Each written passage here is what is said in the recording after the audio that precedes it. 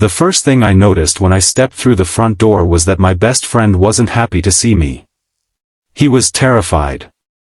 His face went completely pale, the smile he had started to form disappeared, and when he finally looked at the suitcase in my hand, he whispered something that made my blood run cold: "You can't go upstairs." I had spent 14 months working overseas, counting down the days until I could surprise everyone I loved. I thought coming home early would be one of the happiest moments of my life.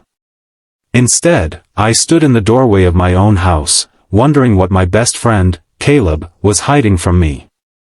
Before we go any further, if you believe kindness can change a person's life and that people sometimes deserve a second chance, please take a moment to like this story, share it with someone who needs hope, leave a comment, and subscribe to the channel.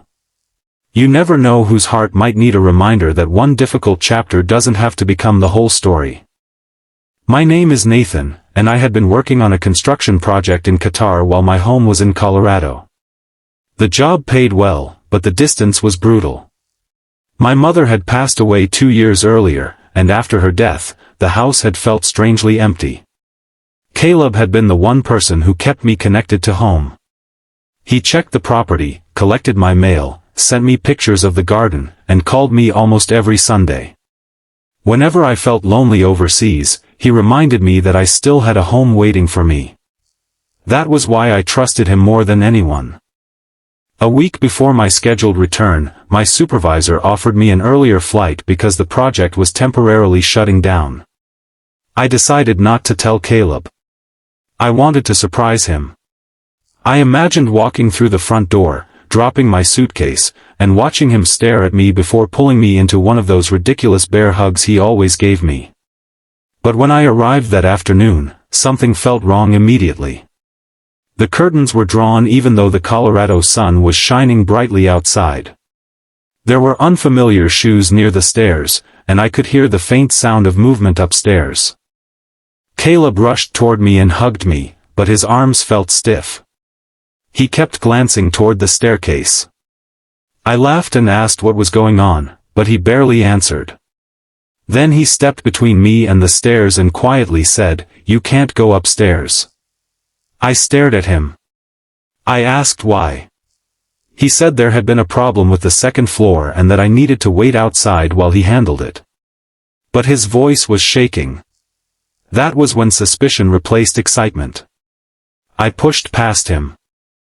He grabbed my arm, not violently, but desperately. He begged me to stop. I had never seen Caleb look so frightened. Then a woman's voice came from upstairs. It was soft, tired, and unmistakably human. I froze.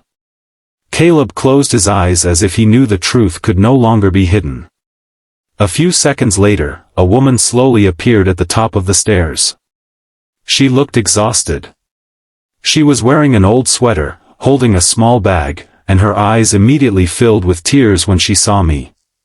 Her name was Grace. I knew her. Grace had been my mother's closest friend. For a moment, I couldn't understand why she was living in my house. Then Caleb finally told me everything.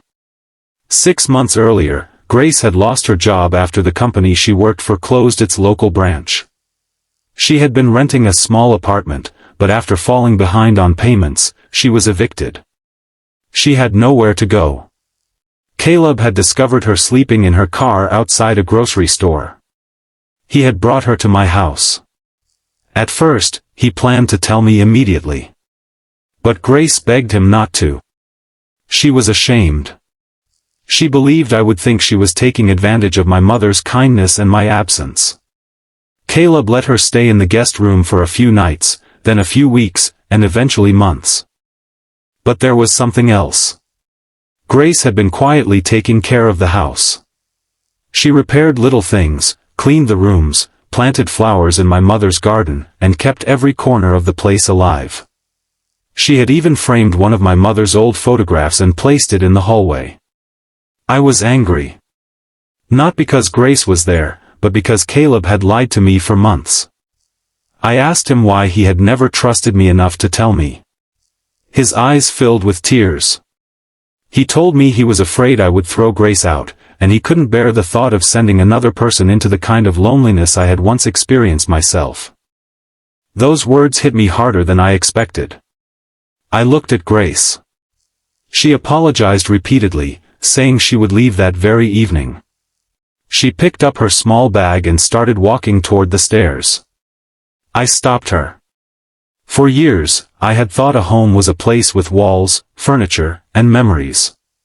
But standing there, watching a tired woman prepare to walk back into uncertainty, I finally understood what my mother had tried to teach me. A home was not something you owned. It was something you offered. I told Grace she wasn't leaving. She cried. Caleb cried. And somehow, I did too. I told Grace she could stay as long as she needed while she rebuilt her life. Then I told Caleb that I was still angry, but I understood why he had made the choice he did. Over the next few months, everything changed. Grace found a new job at a local community center. Caleb helped her get back on her feet.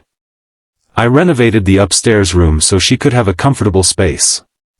Eventually, she started volunteering at a shelter for women who had lost their homes. And something beautiful happened. My house stopped feeling empty. On Thanksgiving, the three of us sat around the same table.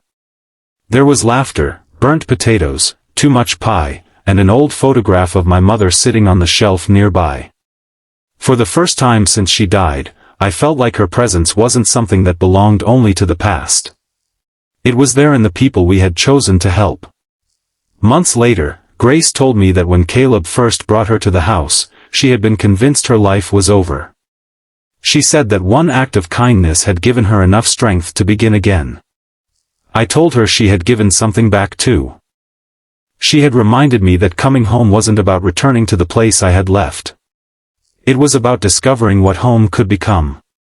If this story touched your heart, please support the video with a like, share it with someone who believes in second chances, and subscribe for more stories about kindness, friendship, and unexpected hope. And before we end, I want you to comment one simple word: home. Because sometimes the people who save us aren't the ones we expect, and sometimes the greatest gift we can give someone is simply refusing to let them face their darkest night alone. When I think about that afternoon now, I no longer remember the suitcase in my hand or the fear in Caleb's eyes. I remember Grace standing at the top of those stairs, believing she had nowhere left to go. And I remember the moment I realized that sometimes, coming home early isn't about discovering what people have been hiding from you. Sometimes, it's about discovering who you were meant to become when you finally came home.